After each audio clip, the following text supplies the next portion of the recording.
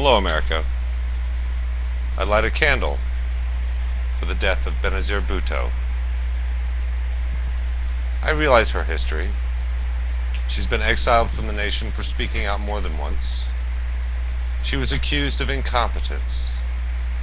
She's been accused of some sort of theft and other misappropriations. But your people loved you. I don't believe for a moment it was Al-Qaeda. And I think instead of believing what the press is trying to tell them there, I think they're looking to find out their own truth. And when I think they find it, it's going to point right to the president's office. America, these people yearn for a republic. These people yearn to be as we yearn to be. Because only hours later, suddenly it was Al-Qaeda when factional infighting began. From one religious base to the other, from one political base to the other, whatever their motivations. So Benazir Bhutto, I'd like this candle for you in your memory.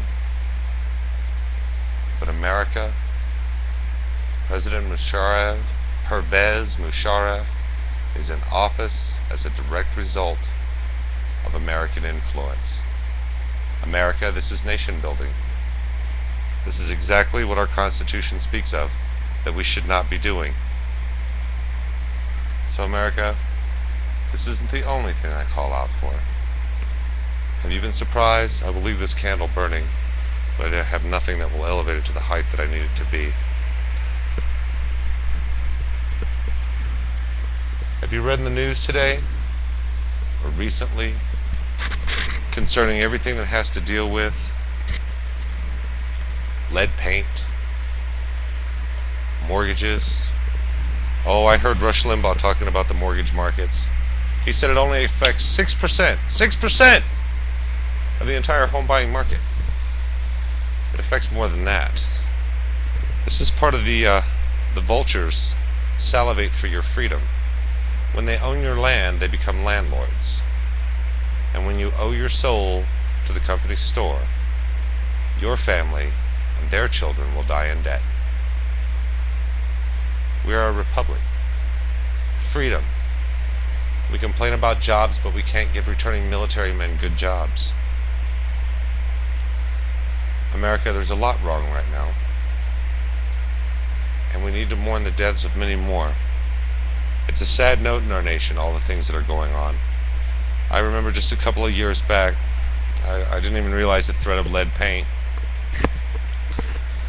or lead in paint. Somehow I thought that had been made illegal, which is, I guess, why we make that toy in China now, because a fine American-made company would never have to suffer through that. Lead-based paint, making children retarded for over 50 years, as long as some idiot American child sits around and chips paint off and eats it like a potato chip. Just nuts. Weird. Nevertheless, if you were a paste eater, you probably fared a little better. But wait for the 30-year study to come out. I guess we'll find out then, huh? There isn't really much that we have to do. I remember a couple of years ago there was a small toy, and I'd like for someone to respond to this, please. There was a small toy that was put in a child's crib during this time, and when it was put in the child's crib, it would actually play a little background noise that a mother who was laying with her baby and they were enjoying the music together, she began hearing this rolling talking going on in the background. It says, you are stupid, you are idiots, you cannot read, you cannot write. Speaking to a baby, negative messages from the cradle can, those words can later become ingrained in your brain, and when you hear them, that's all you think of yourself. So how many of our children so far have been buying these Chinese-made pieces of crap that have been giving our children negative thoughts and negative ideologies?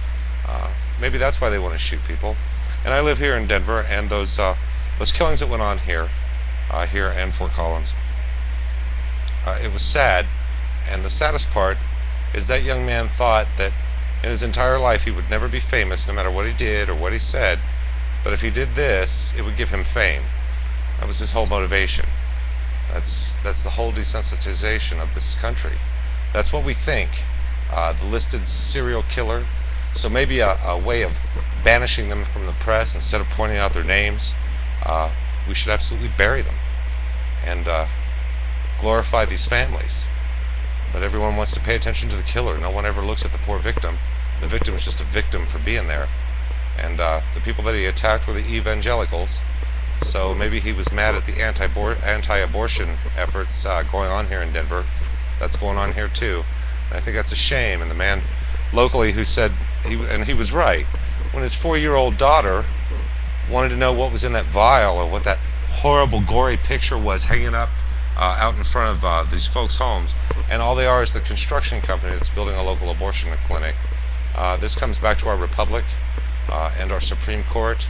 It's not up to me to judge you and what you do, and I don't care who you are or what walk of life you are or what you do for a living, because we all will have our judgment, and some of us may be disappointed, but I think most of us understand what it is. So America, it's not up to us to judge. We're a republic. Each person is their own in this nation, and we need to admire them, regardless of what we think of them, and regardless of what they do. It's none of your business. It's none of my business, and I'm not building a database on anyone personally, or professionally, or just for any old reason. But you know what? America, we need to fix what is at home. I can never get that sentence right. But we need to fix what's at home, and everything else will fall into place for all of us.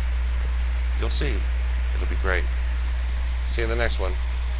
I'm sorry, Miss Bhutto, that we couldn't do more, but I want to say this out loud as well.